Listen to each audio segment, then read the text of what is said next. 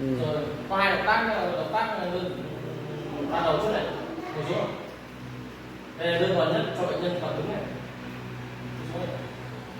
Đây là nhẹ nhàng nhất cho bệnh nhân. Rồi ban đầu mình sẽ tập điện chút thôi. Đây là bài nhẹ nhàng cho bệnh nhân ngồi xuống. Khi mà người ta bị yếu bên nào ấy thì mình bảo bệnh nhân nghiêng sang cái yếu nhiều. Động tác thứ hai này, cầm cổ tay vào. Tay này là đẩy này.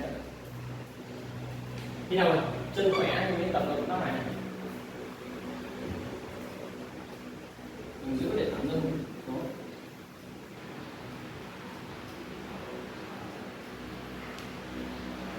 Người yếu thì tập cầm tay trước, chứ khi nào mà tay khỏe, người chân khỏe biết tập như này thì chân nó khỏe.